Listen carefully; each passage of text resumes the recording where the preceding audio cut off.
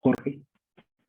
Es que, bueno, no sé realmente por qué los llaman tejidos linfoides. Yo quiero creer que son por los linfocitos, porque, por ejemplo, en la médula ósea es donde se van a, bueno, se van a generar, por ejemplo, madurar los linfocitos B, y por ejemplo, los linfocitos T llevan el nombre de T justamente por el timo, que es igual este otro órgano linfoide. Muy bien. ¿Eso lo vieron en hemático o usted lo leyó? Eso yo lo leí. Ok. A ver, Jorge. Iba a decir lo mismo que es donde se expresan por primera vez. Son los órganos donde los linfocitos se expresan por primera vez y también sus receptores antigénicos alcanzan su madurez. Igual, Sus le leí receptores ese. antigénicos. Ok.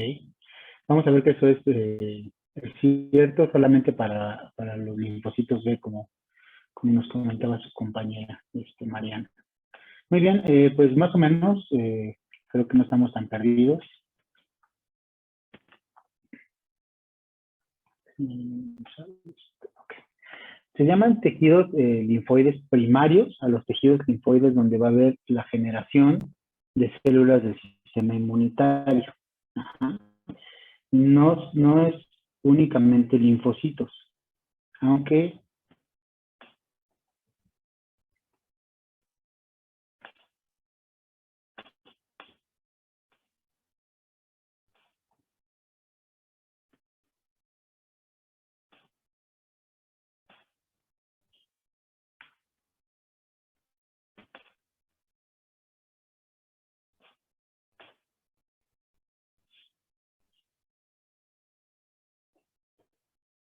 ¿me escuchan? Como que se me cortó la Sí, conexión. se ¿verdad? quedó callado después de generación de células primarias.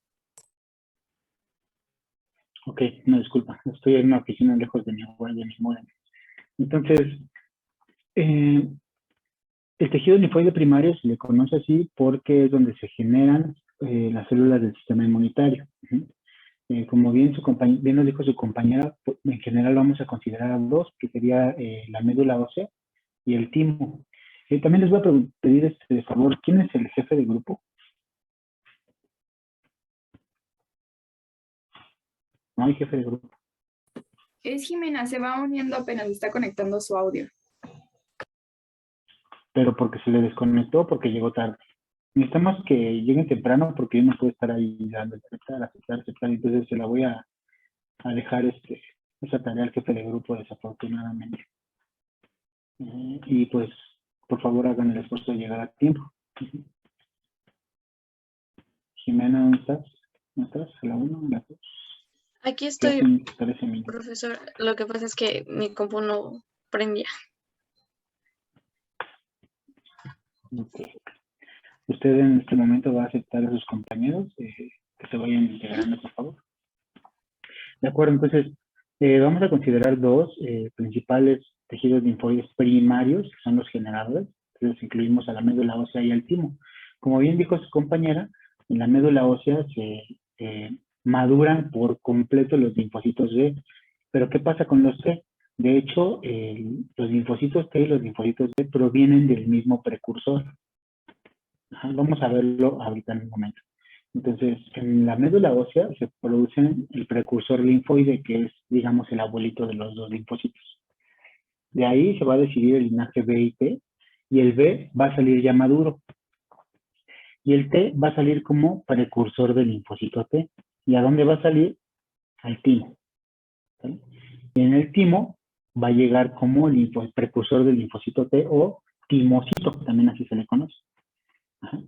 Entonces, así como timocito va a llegar y va a cumplir con todas las funciones que necesita, todo el control de calidad que vamos a realizar cuando veamos generación de diversidad y otras estrategias por las cuales pasa el linfocito T para por fin ser maduro. Entonces, el linfocito T requiere más controles de calidad que el B. Hoy ocurren en el linfocito T y en el timo, perdón, ocurren en el timo.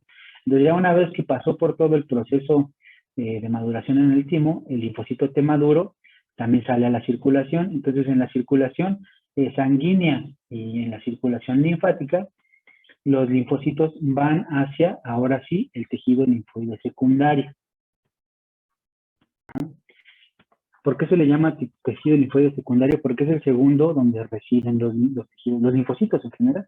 Entonces, la diferencia entre el tejido linfoide primario y el secundario es que en el primario se generan las células del sistema inmunitario, incluyéndose la médula ósea y el timo, y el secundario es donde se almacenan y recambian las células del las células del sistema inmunitario maduras. Es decir, los linfocitos ya maduros, ya listos para ejercer sus funciones, se encuentran en ese tejido linfoide secundario. Entonces, ¿a qué nos referimos con maduración o que ya están listos para ejercer su función? Bueno, ¿qué tenemos que hacer antes de liberar un linfocito? Si se acuerdan en la imagen que les puse en la clase pasada, los linfocitos son como el ejército, ¿no? Son el armamento más pesado que tiene el sistema inmunitario. ¿Qué pasa cuando uno se vuelve mercenario, ¿no? Y ataca a su propio ejército? Pues puede haber autoinmunidad. Entonces, uno de los procesos por los cuales tiene que pasar antes de madurar el linfocito es confirmar que no sea autorreactivo, es decir, que no reconozca un antígeno propio. ¿Se acuerdan eso de los autoantígenos?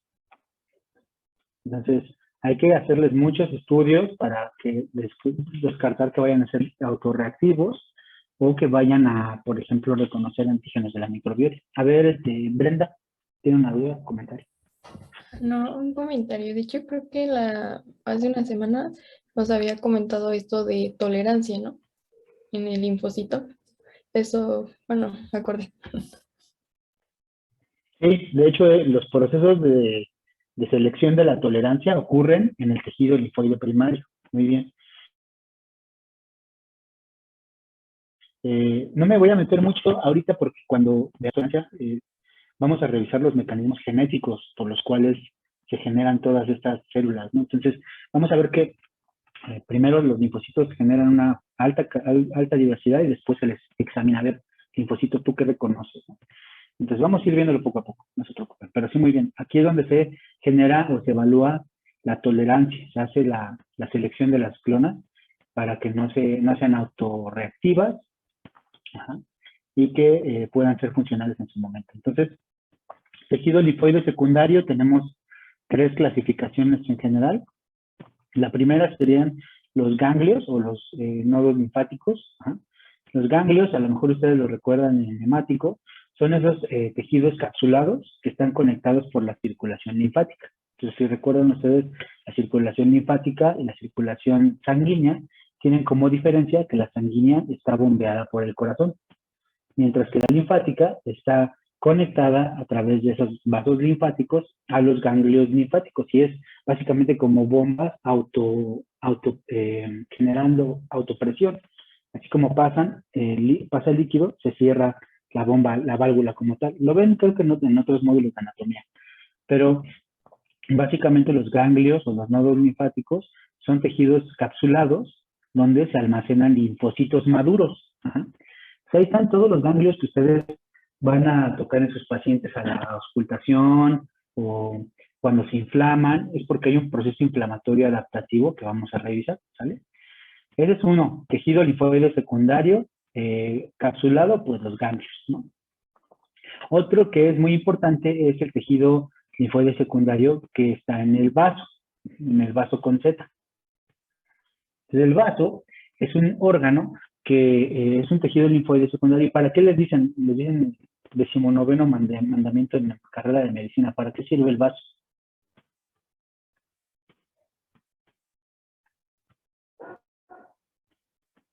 A ver, Brenda. Bueno, yo tenía entendido que filtran los patógenos de la sangre. Filtra los patógenos de la sangre, pero ¿cómo los filtra, no? A ver, Laura. Bueno, no sé cómo los filtra, pero también había leído que elimina tanto células viejas como microorganismos. Es correcto, es decir, principalmente eritrocitos ya en su etapa senescente. Ustedes saben que el eritrocito se tiene que recambiar de manera constante. Y también los patógenos que están en la sangre. Pues, pero ¿cómo? O sea, no es como que nosotros los podamos filtrar y eliminar y conectar directamente al intestino, por ejemplo, ¿no? Tiene que haber un proceso inmunitario contra ellos. Si hay un patógeno en sangre, hay que reconocerlo. Pues para eso sirve el tejido linfoide asociado el tejido linfoide secundario presente en el vaso. ¿vale? Entonces vamos a ver algunos de los mecanismos.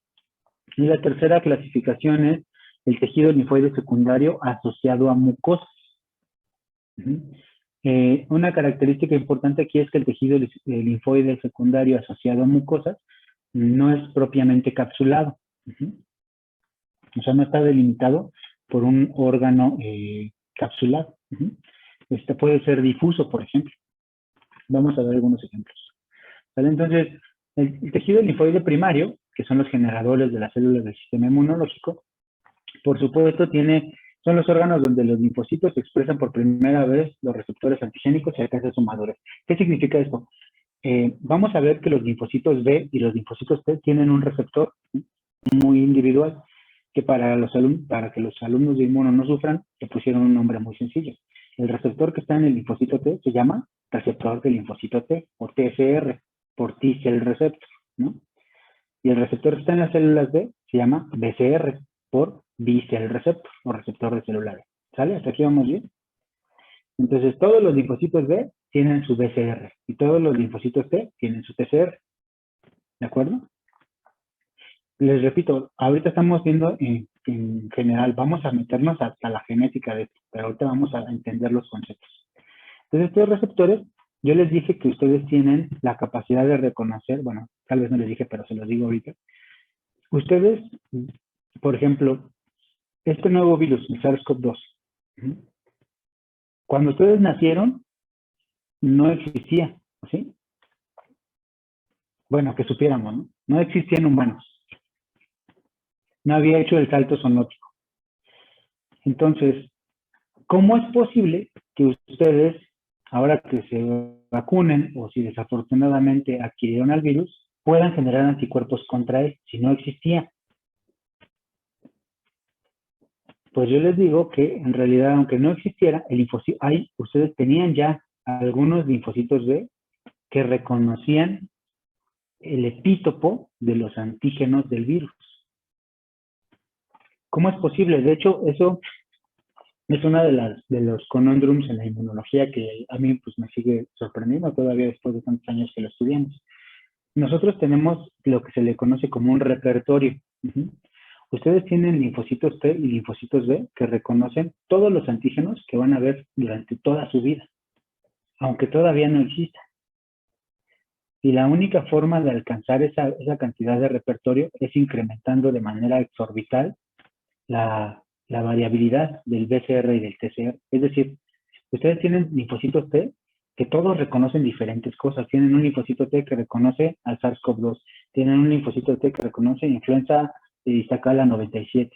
Ustedes tienen incluso unos linfocitos B que reconocen rotavirus, ¿no? Por eso es que cuando nosotros estimulamos con antígenos como vacunales, como con la vacuna, activamos esos linfocitos para que hagan su función, como lo es producir sus anticuerpos o activar a las células T. A eso le llamamos clona. Entonces, ustedes tienen una clona del linfocito T o de B que reconoce algo. Ustedes tienen una clona del linfocito B y linfocito T que reconoce otra cosa. Entonces, todos los linfocitos son muy similares entre sí, de hecho, son exactamente iguales, con excepción de lo que reconocen. Tienen un repertorio completamente, por ahí hay algunos cálculos que vamos a ver cuando veamos generación de diversidad. Vamos a ver cómo es posible alcanzar este nivel exorbitante de diversidad. Pero se han hecho cálculos y se ha estipulado que ustedes tienen más cantidad de linfocitos con diferente especificidad que el número de galaxias que están en el universo observable. Tenemos un repertorio increíblemente inmenso, ¿de acuerdo? Entonces, estos linfocitos B y T están esperando a ver si algún día les llega su día. Y, por ejemplo, ese linfocito T y B, en particular, por ejemplo, el B, hablemos del B. El linfocito B que tenía la especificidad de la proteína de espícula de SARS-CoV-2, probablemente ustedes ya la tenían en su ganglio, no sé, el ganglio o el tejido linfoide secundario de los pulmones, desde que nacieron. Ahí estuvo, esperando. Y yo creo que estaba diciendo, no, pues nunca voy a reconocer a mi antígeno porque no existe, ¿no?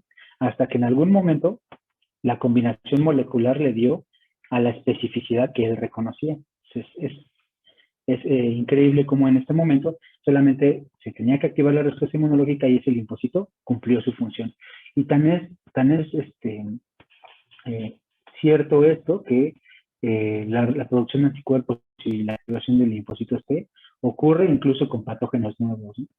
Entonces, vamos a ver esto. Pero bueno, todos estos linfocitos expresan por primera vez sus receptores, es decir, el BCR o el TCR, en los tejidos linfoides primarios y alcanzan su madurez en ellos, ¿no? Entonces, ¿cuál sería la función de los tejidos linfoides primarios? Por supuesto, proporcionar nicho molecular, es decir, ser un nicho, ser una región en el cuerpo donde esos linfocitos tengan todo lo necesario para madurar, para dividirse, para expresar de forma adecuada estos receptores.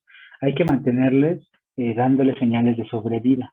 ¿Qué significa esto de señales de sobrevida? Los linfocitos son muy sensibles a activar sus mecanismos de apoptosis, pero si están en las condiciones correctas, adecuadas, si hay un nicho nutritivo y está todo funcionando muy bien, pues no van a activar la apoptosis. Entonces se les da señales de sobrevida. Prácticamente les está echando porras ahí la médula ósea, no te mueras, no te mueras, no te mueras. Igual el timo, ¿no? Además de que tienen todos los factores de crecimiento necesarios para la maduración de los linfocitos. ¿Se acuerdan que yo les dije que las células del sistema inmunológico se comunicaban por citocinas? Entonces, hay citocinas que tienen función hematopoyética. Es decir, que estas citocinas se secretan o las secretan algunas células, pueden ser las células de la médula ósea o del timo, y esas citocinas funcionan para que los linfocitos sigan madurando, que sí, estimulan la maduración de los linfocitos. ¿De acuerdo? Entonces estas citocinas hematopoyéticas son muy importantes y normalmente están en los tejidos linfoides primarios. Y además, alguien tiene que estar revisando que estos linfocitos que se están generando no sean autorreactivos, ¿no? ¿Cómo nos podemos asegurar de que no sean autorreactivos? Los tejidos primarios, los tejidos linfoides primarios tienen que estar constantemente exponiendo todos sus antígenos, todos sus autoantígenos. Y a ver, linfocito, ¿reconoces esta proteína de riñón? No la reconoce. A ver, ¿reconoces esta proteína de pulmón? ¿Esta proteína de sangre? ¿Esta proteína de hueso? Entonces es también algo muy interesante. En los tejidos linfoides primarios hay unas células muy especializadas que tienen la capacidad de expresar prácticamente todos los autoantígenos posibles. Entonces suena hasta ciencia ficción, pero en realidad es lo que ocurre. ¿Por qué? Porque se tienen que cuestionar estas clonas de linfocitos que están madurando para precisamente eliminar a las células que empiezan a generar autorreactividad. ¿Sí queda claro? ¿Sí me siguen? Porque esto es, de verdad, bueno, a mí me parece increíble. Cuando me lo explicaron yo no lo creía, pero ustedes parece que sí lo creían. Ya veremos cuando veamos los mecanismos. Entonces, ustedes probablemente ya vieron la serie eritroide, es decir, cómo maduran los eritrocitos, pero cómo maduran las células del sistema inmunológico en general. Entonces tenemos, por supuesto, los precursores de médula ósea, que son totipotenciales, que pueden generar prácticamente cualquier linaje de las células del sistema inmunológico en la médula ósea. A partir de esta célula madre, digamos, esta célula totipotencial, no decimos pluripotencial porque no se puede generar un linaje nervioso, por ejemplo, a partir de esta célula, ¿no? Entonces, a partir de este precursor de médula ósea, se genera, digamos, dos grandes ramas de las células del sistema inmunológico. El progenitor mieloide y el progenitor linfoide, ¿de acuerdo? Tenemos dos tipos de células, linfoides y mieloides. Entonces, vamos a ver los linfoides. El precursor linfoide, por supuesto, va a dar lugar al linfocito T y al linfocito B, porque pues, es el precursor linfoide, ¿sale? Y además de estos linfocitos, también va a dar lugar a la célula NK, que vamos a ver más adelante. En la médula ósea, el precursor linfoide puede diferenciarse al linfocito B, y aquí en el linfocito B, en la médula ósea, es cuestionado para ver si no es autorreactivo, y si no lo es, y cumple con todos los controles de calidad, ya sale al tejido periférico de forma madura. Sale al tejido periférico a habitar tejido linfoide secundario. El precursor linfoide, si decide diferenciarse a progenitor de célula T, sale de la médula ósea y va a habitar el timo. Y aquí en el timo se diferencia el linfocito TCD4 o el linfocito TCD8. Ya una vez maduro, estos linfocitos TCD4 y CD8 se van al tejido linfoide secundario. ¿Aquí vamos bien? Muy Sí. bien. Además, este progenitor linfoide también puede generar células NK, que son las células citotóxicas de la respuesta innata, que vamos a ver más adelante, y pueden generar células dendríticas, que son células presentadoras de antígeno, que vamos a ver también más adelante. Entonces, ese es el linaje, digamos, linfoide. El linaje mieloide, este progenitor mieloide, va a dar lugar a progenitor granulocítico, eosinofílico, basófilo, y a megacariocito e eritroide, ¿no? Entonces, todos estos van a dar como consecuencia la producción de los granulocitos que vimos la vez pasada y que vamos a retomar esta clase, es decir, neutrófilos, eosinófilos, basófilos. Van a dar lugar también a los monocitos, que una vez en tejido van a diferenciarse a macrófagos o a dendríticas, y por supuesto el megacariocito va a formar las plaquetas, y el progenitor eritroide a los eritrocitos, ¿sí? Entonces, básicamente, el progenitor mieloide va a generar a los granulocitos y a los monocitos. Hasta aquí vamos bien. ¿Sí recuerdan esta parte de mato? Espero yo, más o menos. O sea, algunas citocinas que son hematopoyéticas, ¿no? Por ejemplo, no es necesario que se las aprendan, pero para que vean algunos ejemplos, ¿no? Por ejemplo, la interleucina 2 y la interleucina 1, principalmente la interleucina 2, pero de igual manera la 3 y la 4, todas estas tienen acción sobre las células estromales. Cuando hablamos de células estromales, son las células que forman parte de la estructura, del estroma del tejido, ¿no? Entonces, cuando hablamos de células estromales de médula ósea, son las células que estructuran a esta médula ósea, ¿no? Entonces, cuando estas citocinas llegan a las células, o son producidas por las células estromales, actúan sobre los timocitos, que son los linfocitos T inmaduras, induciendo diferenciación, es decir, madurándolos, o incluso inducir pleomorfismo, es decir, cambiando el tipo de célula. Esto ahorita lo vamos a ver más adelante, pero no se preocupen. Estas citocinas activan a los timocitos y también activan a las células B y de igual manera las NK.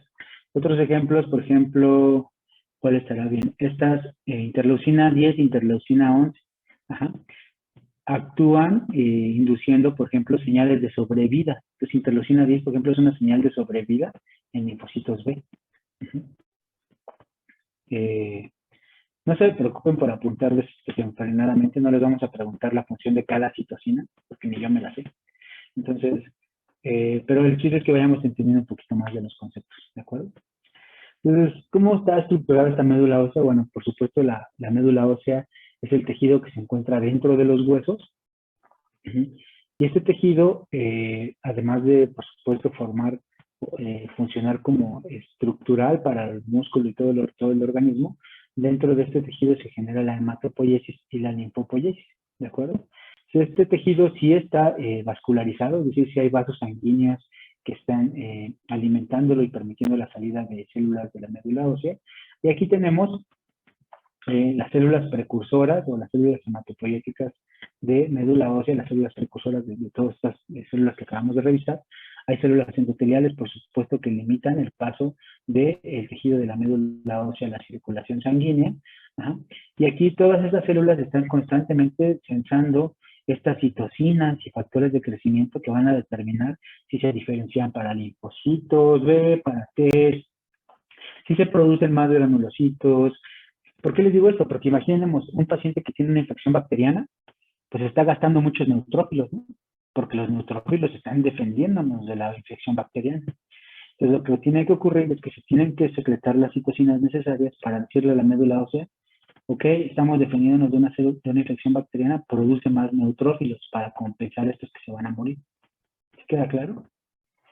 Entonces, estas células están constantemente sensando estas citocinas que vienen de la circulación sanguínea y son segregadas aquí al tejido de la médula ósea, por supuesto. Y bueno, pues por supuesto ya está el hueso, que es la que está rodeando prácticamente a la médula ósea, y tenemos este nicho donde están los osteoblastos, que divide a la médula ósea de hueso como tal. ¿De acuerdo? Entonces, vean, normalmente cuando hacemos un análisis histológico, es decir, cuando vemos al microscopio esta médula ósea, pues tenemos obviamente el hueso. Vean, aquí se puede ver el hueso en una tinción común de hematoxilina eosina, así se llama. Es una microscopía óptica de hematoxilina eosina, donde hacemos un corte, teñimos prácticamente con 2 colorantes y se ve así el contraste, ¿no? Entonces tenemos aquí alrededor del hueso, pues por supuesto, las células progenitoras, y aquí podemos observar que en esta llamada isla eritropoyética se están formando principalmente, como su nombre lo dice, precursores eritroides, los que van a llevar a producir más y más eritrocitos. Aquí podemos ver, por ejemplo, un megacariocito que va a producir plaquetas, y aquí podemos ver agregados linfoides. Entonces, no es como tal que todo esté embebido de manera indiferenciada. Hay como regiones muy particulares donde está generando cada una de los linajes característicos. Y vean, aquí les tengo un videito ¿se acuerdan de estas técnicas? No sé si les puse una a la clase pasada, de microscopía con focal supravital, donde podemos ver en un ratoncito cómo se mueve, ¿no? Cómo se mueven estas células en la vida real, ¿no? Esa es una microscopía de la médula ósea, y vean cómo en realidad pareciera que normalmente pensamos en la médula ósea como un tejido muy estático, pero en realidad es que es muy, muy dinámico, ¿no? Entonces, el intercambio entre células maduras y progenitoras en la circulación sanguínea es bastante dinámico, ¿no? Entonces, este es el tejido. Aquí toda la parte roja sería el estroma de la médula ósea, donde están todos esos precursores, ya sea eritroides, linfoides, y esto verde es los vasos sanguíneos por donde pasan estos precursores a la circulación sanguínea, o las células maduras a la circulación sanguínea. ¿Sí? Entonces, básicamente esa es la médula ósea. La única célula del sistema inmunológico, no, una de las células más importantes que salen de la médula ósea madura son los linfocitos B. Vamos a ver cuando veamos los linfocitos B cómo ocurre este proceso de maduración. Ahora el timo. El timo es donde maduran los linfocitos T. Ustedes ya saben que el timo es un órgano bilobular situado en el mediastino anterior superior. Esto ya es más bien de anatomía. Cada lóbulo está dividido por sublóbulos y están a su vez divididos por cepas fibrosas. Y tenemos cada lóbulo consiste en su corteza externa y su médula interna. Vamos a ver en cada una de estas regiones qué es lo que está ocurriendo. Es un órgano altamente irrigado y drena los ganglios linfáticos mediastinales. Es general, información general. Anteriormente se creía que el timo en realidad era un órgano que no era muy funcional en el organismo, ¿no? Que ya había sido, o que participaba probablemente durante el periodo embrionario. Pero ya después de aproximadamente 1961, se publicó en The Lancet. Ustedes a lo mejor han escuchado esta revista, que ahora está muy activa también con lo de SARS-CoV-2. Se describió como tal la función del timo. Hasta 1961 no tiene mucho, ¿no? Entonces, anteriormente se creía que era un tejido, digamos, inservible, pero ahora sabemos que no es así. Básicamente, aquí podemos ver una microscopía. ¿Todos pueden ver mi cursor sobre la diapositiva? Sí. Bien. Ok, aquí en esta microscopía es un corte histológico del timo, y podemos ver que en general están estas septas de las que hablábamos en la diapositiva pasada, y cada una tiene su región corticular, corticular es la que está más externa o más dirigida hacia la septa, y medular, que es la parte más central de esa septa. Así se ve a simple vista, pero si nosotros dibujáramos qué ocurre en cada parte, aquí podemos ver una septa, donde tenemos la membrana, y en la parte más externa tenemos la corteza, y la parte más central tenemos la médula. Entonces vamos a ver que los linfocitos van migrando de corteza a médula, y conforme van dando pasos a través de estas regiones, van madurando. Pues cada vez que se van acercando más a la médula, es que van empezando a alcanzar más su maduración. Ajá. El precursor del linfocito T llega prácticamente inmaduro e inicia su proceso de maduración en la corteza. Ya una vez que llega a la médula, ya sale maduro. Por ejemplo, eso es uno de los procesos, no vamos a ver todos ahorita, pero ustedes saben que hay linfocitos T, CD4 y CD8. ¿Qué significa eso? Que tienen un receptor CD4 o que tienen el receptor CD8. Vamos a ver cada uno de ellos y sus funciones conforme vayamos avanzando en el curso. Pero en realidad el precursor del linfocito T que sale de la médula y llega al timo es doble negativo, es decir, que no tiene ni CD4 ni CD8. No sabe ni qué va a hacer cuando va a ser grande. Va bajando a través de la corteza y se vuelve en un punto doble positivo. Es como cuando quiere ser lo mismo. Tiene tanto CD4 como CD8. Como ustedes querían ser astronautas, policías, médicos, químicos, lo que quieran. Entonces están en un estado de confusión. Y después, cuando ya se va acercando a la maduración completa, es single positive o únicamente un marcador positivo.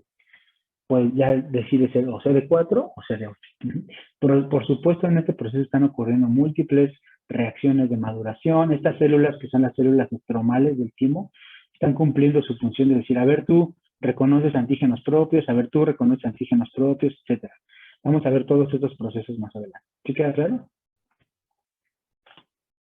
Muy bien. Entonces aquí podemos ver un acercamiento más detallado del timo. En la corteza, por supuesto, está altamente densa en linfocitos T porque es a donde llegan todos los precursores. Aquí podemos ver un corte y aquí podemos ver una caricatura donde se estaría dibujando lo que estamos viendo, ¿no? Tenemos por una parte en cada una de las septas la parte medular, que es esta parte un poquito más clarita, y en la parte corticular o corteza tenemos esta parte que está altamente densa en linfocitos T. Ajá. Y además tenemos estas estructuras que a lo mejor ustedes la pueden ver. Aquí no se ve tan bien, pero si hacemos un acercamiento, se observaron estas estructuras como esféricas, fibrosas en el timo. Y también lo primero que se asumió es que pues, eran cuerpos de desecho de los linfocitos T, ¿no? De hecho, se llamaban, aquí podemos ver cómo los dibujarían en este corte histológico, se llaman corpúsculos de Hassall. Ajá. Esos corpúsculos de Hassall, ahora sabemos que sí, ahí es donde se eliminan muchos timocitos apoptóticos, pero además de este corpúsculo de Hassall, es muy importante para producir citocinas hematopoyéticas, estas que necesitan los timocitos para madurar, ¿sale? ¿Hasta aquí vamos bien? No queremos que se memoricen toda la información, solamente quiero que entendamos qué es lo que lo que pasa, ¿no? Todas las células a lo largo de su maduración. Entonces, en la médula tenemos, por supuesto, también linfocitos T, pero también tenemos macrófagos y células dendríticas. Otras células no linfoides en el timo, por supuesto, las células nodrizas. Estas células nodrizas, como su nombre lo dice, van a cumplir la función de estar nutriendo a estos linfocitos para que no mueran por inanición, es decir, acercando los nutrientes, citocinas hematopoyéticas, favoreciendo que estén cómodos, ¿no? Las células corticales epiteliales del timo son muy importantes para secretar la interleucina 7, que es una citocina muy importante para los timocitos.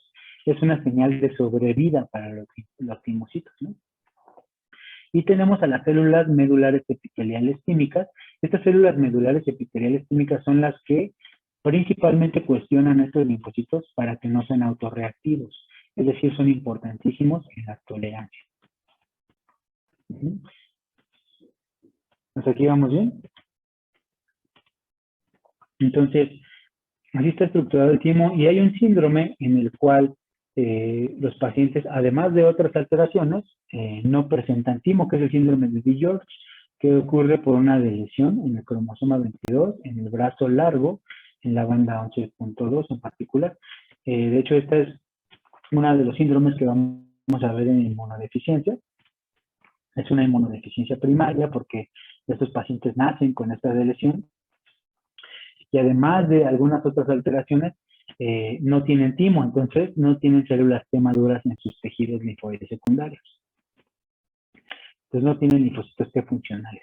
¿Se quedamos bien? No tienen linfocitos T funcionales, pero ¿qué linfocito sí funciona aquí en esos pacientes? ¿Los ve? ¿Por qué? ¿Por qué sí tienen B y no T? La ósea. Ajá, porque maduran Porque en la los- médula. Porque maduran en la médula ósea, correcto. Muy bien. Esto lo vamos a ver cuando hablamos de tolerancia. Ahora, los tejidos linfoides, los órganos linfoides secundarios también se conocen como periféricos, es decir, una vez que ya maduraron los linfocitos, estos maduros van a poblar estos tejidos en la periferia del organismo. Entonces, el primero son los ganglios linfáticos, ¿no? Estos ganglios linfáticos se llaman así porque están interconectados por toda la circulación linfática, ¿sale? Entonces, en realidad el tejido linfoide secundario es donde inicia la respuesta adaptativa. Ahorita todavía no entendemos por qué, pero vamos a entenderlo más adelante. Lo que ya podemos, digamos, elucubrar, yo les dije que las células efectoras de la respuesta adaptativa son los linfocitos B, que van a evolucionar para producir anticuerpos, y los linfocitos T, que van a participar en la respuesta celular, ¿sale? Entonces, vamos a verlo desde esa perspectiva. Entonces, aquí vamos a ver la circulación linfática que en realidad está prácticamente irrigando todo el organismo y está conectada a este tejido de ganglios, y ustedes se los deben de saber por la anatomía, y aquí vamos a ver la función más que la anatomía. Entonces, siempre va a haber un ganglio cercano a cualquier región. Entonces, pensemos desde esta perspectiva, ¿no? Si yo le estoy diciendo que en estos ganglios están los linfocitos, pensemos, por ejemplo, en este ganglio de acá, en el ganglio axilar que está aquí. Ahí estaba, digamos que estos son ustedes. Aquí en este ganglio de ustedes, ahí estaba el linfocito B, maduro, que salió de la médula ósea hace 7 años, que reconoce la proteína de espícula. Entonces, ustedes, por mala suerte, se contagian de SARS-CoV-2. Aquí en los pulmones hay dendríticas. Una dendrítica agarra a un virus y se va por la circulación linfática y primero va a entrar aquí, a este ganglio intercostal, y va a decir, a ver, aquí algún linfocito que reconozca a la proteína espícula. No, pues yo no. Pues se va al que sigue, se va al que sigue, se va al que sigue. Y hasta acá, encuentra el que sí reconoce, y ahora sí se activa la respuesta adaptativa y ese linfocito produce anticuerpos para combatir al patógeno. Entonces, por eso decimos que los ganglios son el tejido linfoide secundario regional donde inicia la respuesta adaptativa. ¿De acuerdo? ¿Por qué? Bueno, ahorita lo vamos a ver cuando hagamos las células dendríticas. ¿Sí queda claro? Entonces, ahí tenemos en este tejido linfoide secundario todos los linfocitos que en algún momento vamos a necesitar, ¿no? Por ejemplo, si fuera intestinal, a lo mejor por acá está el linfocito que reconoce a rotavirus, que reconoce a E. coli, que reconoce... ¿Cómo están estructurados? Bueno, son órganos capsulares, donde tienen circulación aferente, es decir, por donde entran las células, y circulación eferente, por donde salen. Aferente por la región cortical, es decir, igual que para el caso del quimo, la parte de la corteza, y salen por la circulación eferente en la médula. Entonces, estos ganglios también están separados por estructuras que se llaman folículos. Estos folículos son como si fueran gajos de una naranja, ¿no? Son secciones del ganglio. Entonces, aquí podemos ver un ganglio si lo partimos a la mitad. Aquí podemos ver un corte histológico de un ganglio. Si nosotros nos acercamos a este ganglio y hacemos si se ponen atención a la foto, en este cuadrito azul, nosotros vamos a hacer un acercamiento a este folículo. Y se vería más o menos así. ¿Ya vieron? Entonces, este folículo está estructurado de una forma muy característica. Vamos a ver cómo está caracterizado. ¿De acuerdo? Entonces, si nosotros hacemos una coloración de este mismo folículo, si a este mismo folículo yo le diría, ahora quiero aquí recuerden que el colorante que estoy ocupando no marca nada más que citoplasma y núcleo. Entonces, pues yo le puedo decir, utilizando técnicas de laboratorio un poquito más avanzadas, decirle, marca o quiero ver en rojo a los linfocitos T y en verde a los linfocitos B que están en este folículo. Porque yo les dije que en los ganglios habitan los linfocitos T y los linfocitos B maduros. Entonces debe de haber de los dos, ¿no? Entonces lo que se observó es que en realidad en el folículo de los ganglios, en cada folículo de los ganglios, hay una zona donde se agrupan los linfocitos T y hay una zona donde se agrupan los linfocitos B. O sea, están juntos, pero no están revueltos.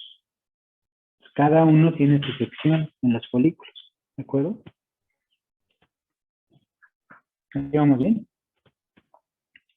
Entonces, yo les dije que aquí tenemos todas las clonas de los linfocitos T y todas las clonas de los linfocitos B que vamos a ocupar a lo largo de nuestra vida, ¿no? Entonces, ¿qué pasa si yo necesito a la clona, igual el mismo ejemplo, que reconoce a la proteína de espícula de SARS-CoV-2? Ustedes, si se infectan, desafortunadamente no van a infectarse con un virusito. No es la pelea de ser un linfocito B contra un virus, ¿no? Van a infectarse con un inóculo de cientos de miles de partículas virales que en pocas horas van a volverse millones de partículas virales. Entonces, también necesitamos muchas células del sistema inmunológico.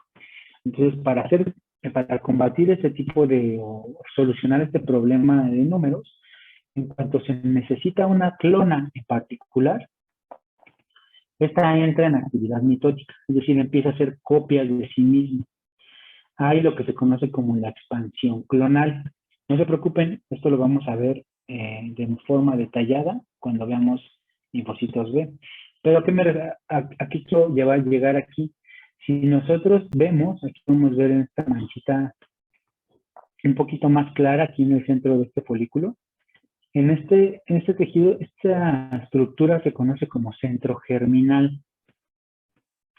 Entonces, el centro germinal es cuando hay una respuesta que induce una expansión clonal. Entonces, es producto de que aquí en este folículo en particular se encontró una clona que requerimos en ese momento en particular y se hizo muchas copias de sí misma. Entonces, en el microscopio se ve como si este gajito tuviera una manchita en la parte central. Entonces, cuando un folículo tiene un centro germinal, se conoce como un folículo primario. Eso es pura nomenclatura. Ahí sí se la pueden echar a los médicos que lo escriben, nosotros no les pusimos así. ¿Vale? ¿De aquí vamos bien? O ya los perdí un poco.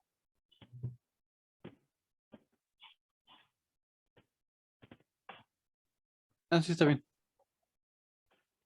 ¿Ok? Ahora el vaso. El vaso es un tejido, un órgano, perdón. Como bien mencionaron, es donde se inicia la respuesta inmunitaria en la sangre.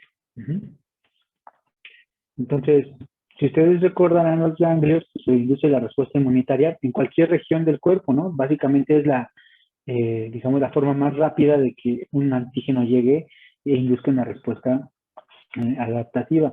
En el vaso prácticamente se está monitoreando constantemente la circulación sanguínea y en caso de que algún antígeno peligroso ande por ahí nadando, pues ya tenemos a las células del sistema inmunológico listas para funcionar. Está en abdomen a nivel del hipocondrio izquierdo y la irrigación sanguínea llega a través de la arteria esplénica.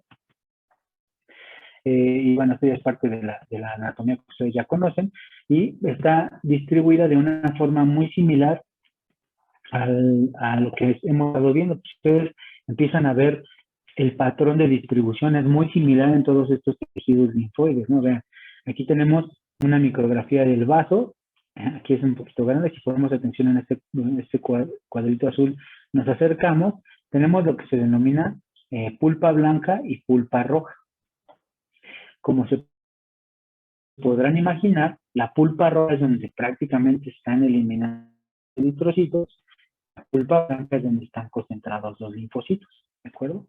Si nosotros hacemos un acercamiento a esta región y, digamos, la hacemos en caricatura, se vería así más o menos. Tenemos la región de la pulpa roja y la región de la pulpa blanca.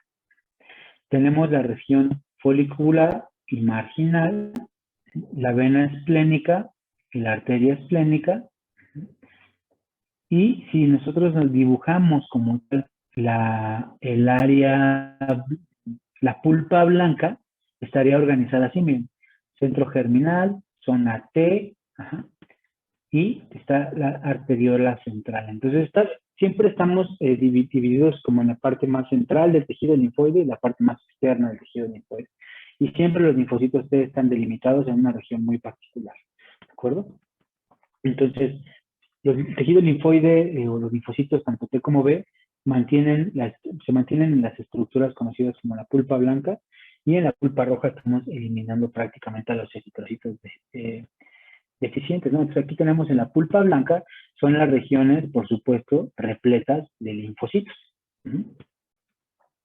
Es una organización análoga a los ganglios, donde tenemos zona de T y zona de B, ¿de acuerdo? Entonces aquí tenemos otra caricatura que nos ayuda a entender un poquito más esta pulpa blanca, ¿no? Entonces tenemos aquí la arteriola central, ajá, y esta arteriola central está rodeada prácticamente por linfocitos T, mientras que los linfocitos B están en la parte más externa de la pulpa, es decir, en la zona folicular. Vean como siempre están organizados en regiones como opuestas, o una cerca al lado de la otra, pero no están empalmadas. Entonces esta organización permite que en la circulación sanguínea, si pasa por acá un antígeno, los primeros que se activan son los linfocitos T, pero también los linfocitos B a través de esta circulación del seno marginal o las arteriolas foliculares, también pueden llegar a tener acceso a estos antígenos sanguíneos. Entonces, en la pulpa blanca es donde ocurre la respuesta inmunológica contra antígenos de la sangre, en la pulpa blanca.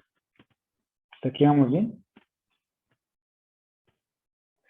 Mientras que en la pulpa roja tenemos a los eritrocitos, a los macrófagos, a las células dendríticas y algunos linfocitos y células plasmáticas.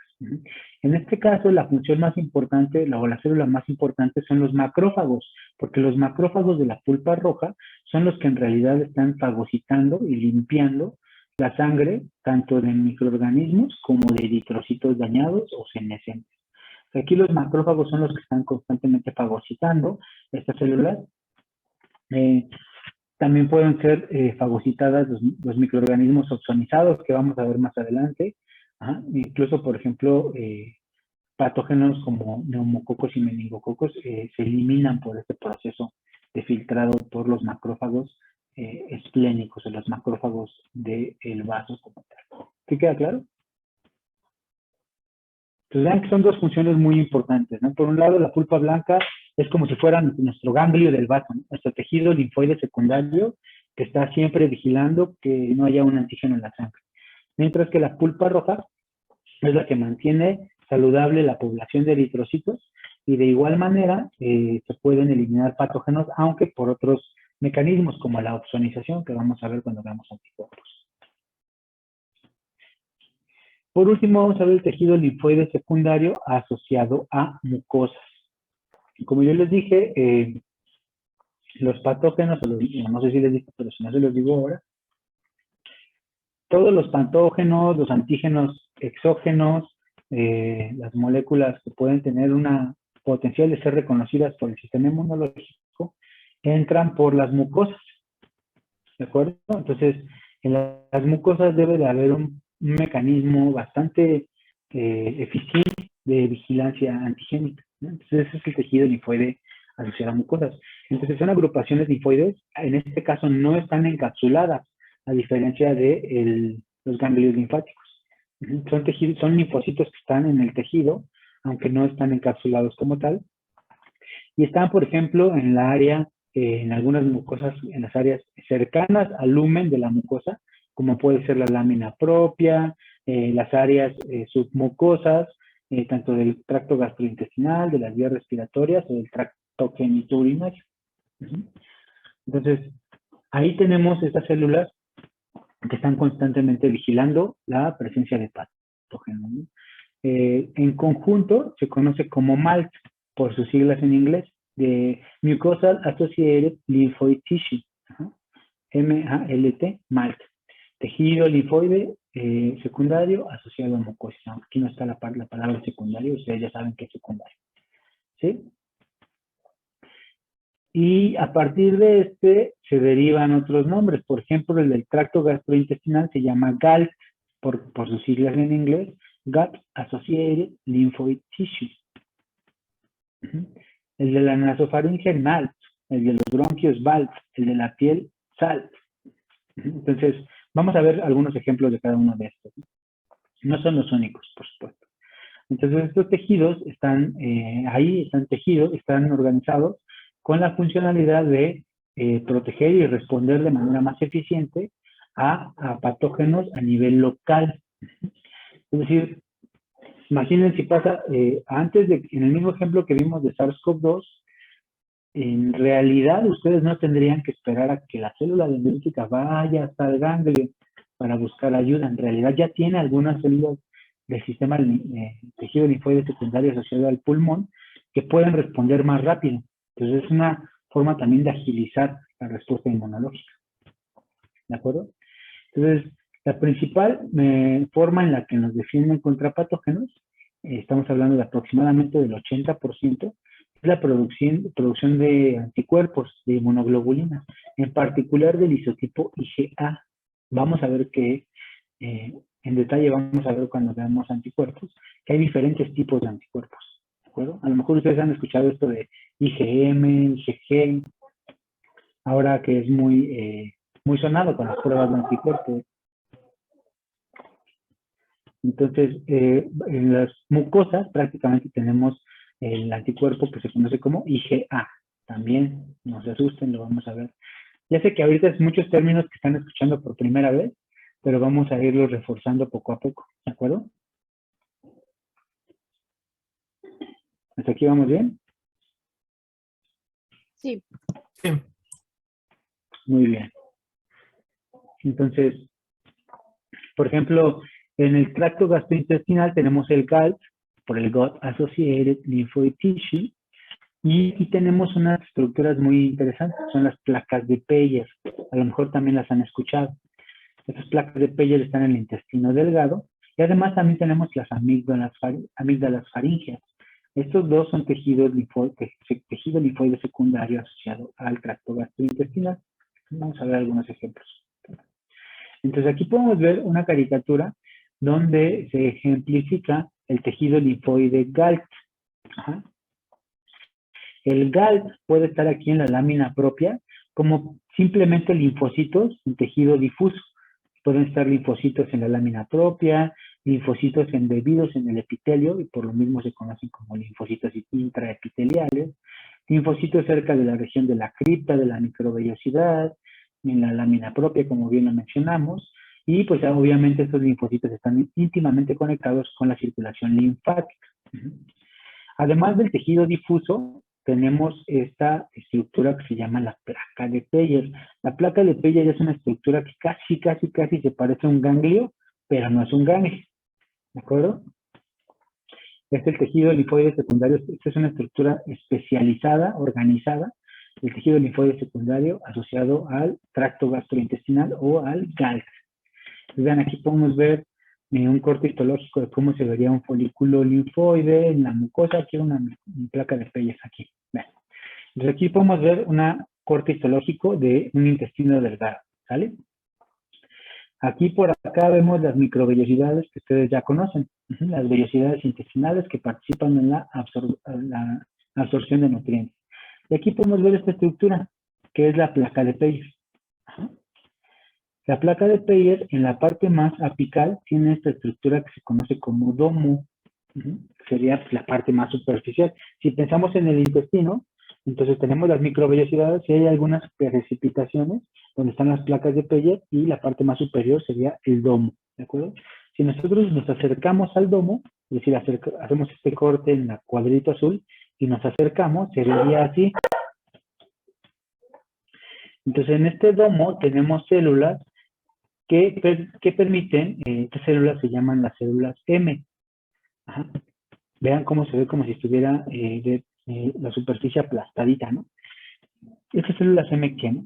Entonces las placas de Peyer deben de tener la capacidad de muestrear la parte del lumen intestinal. ¿Qué hay en el intestino? Entró un patógeno, es un antígeno alimenticio, es una microbiota.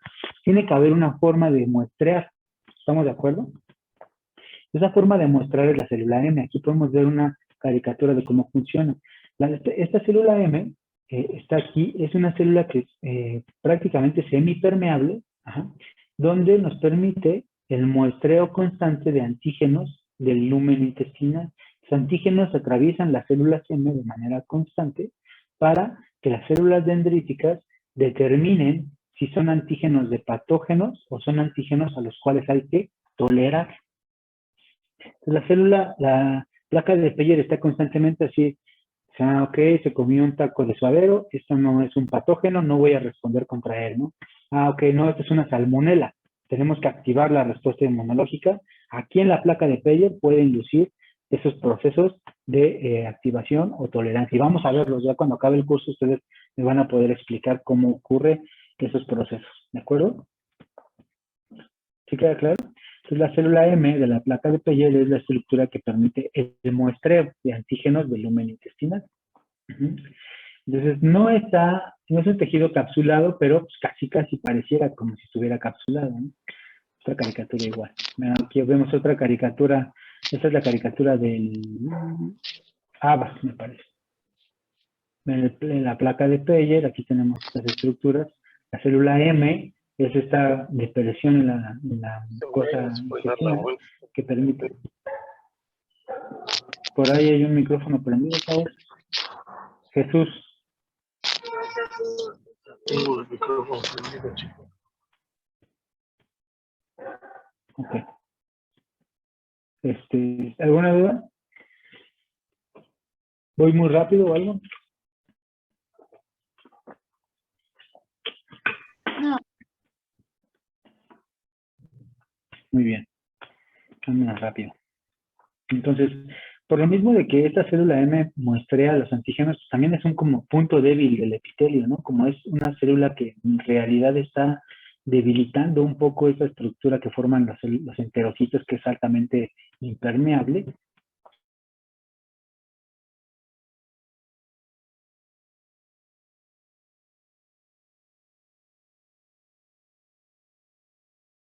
Enterocitos de manera Se quedó pausado, profesor. Cuando dijo lo de la célula M, se quedó trabado.